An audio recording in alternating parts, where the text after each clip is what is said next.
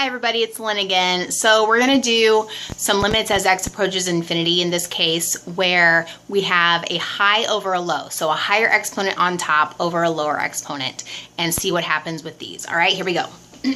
So I've done a video before about the three cases with the limits as x approach infinity. You either have low over high, equal over equal, or high over low. Now this video I'm just going to talk about the high over low because it has some additional work you have to do with it.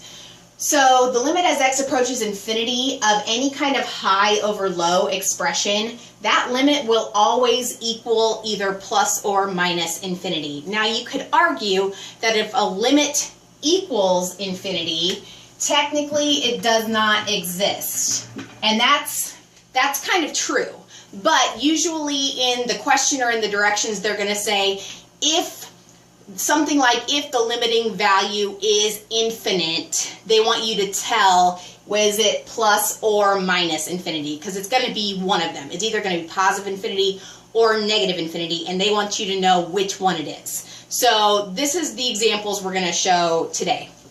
So in each of these cases, again, we notice right away x is approaching infinity. So with our little shortcut that I've talked about elsewhere, we just zero in on the highest degree terms, the largest exponents. We have an x cubed over an x squared. So as you can see, that's a high over a low. The higher degree is on top.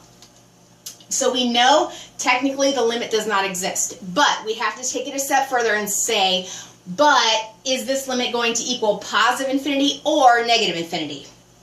The way you do that is x is approaching infinity. So technically you can kind of just plug in a really big number. So let's say 10 billion. If we plug in 10 billion for x, again, you really only have to pay attention to the highest exponents because everything else, x to the first, when I plug in a 10 billion, is kind of insignificant. The highest degree term is really going to be the determining factor.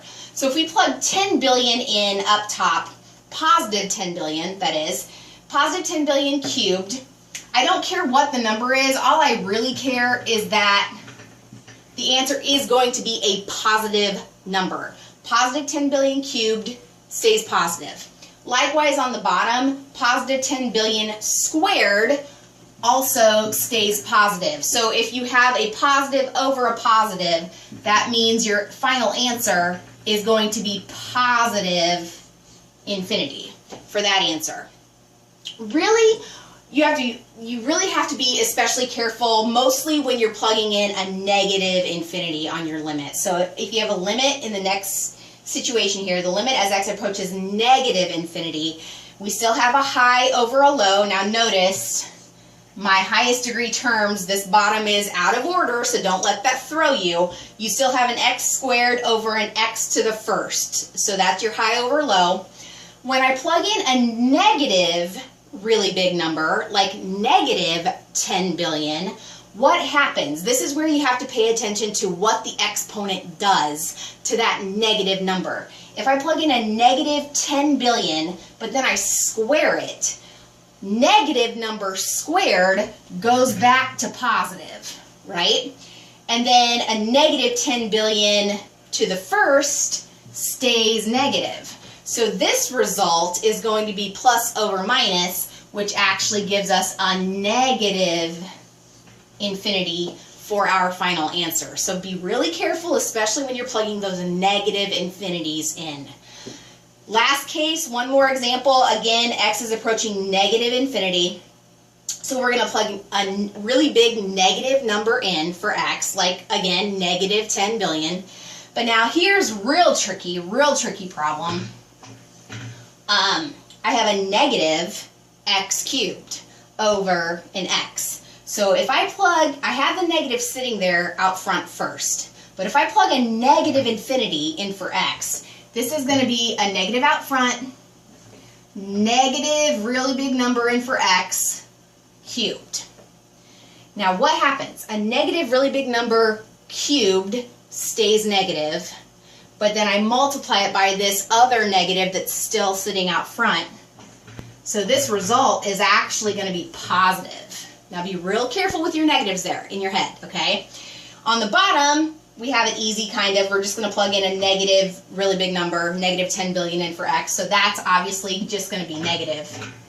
So in this case, we have a plus over a minus. So again, my answer is a negative infinity, if that makes sense. So just work on plugging in those negative, really big numbers. Pay attention to what the powers do when you plug in those negative numbers, if they switch them back to positive or if they stay negative. And you should be good to go, just determining if it's a plus infinity or a negative infinity for every high over low x approaching infinity limit. Okay? Hopefully that helps. Hit me up with some comments if you have questions. I really want to help you guys with this. Okay? Thanks.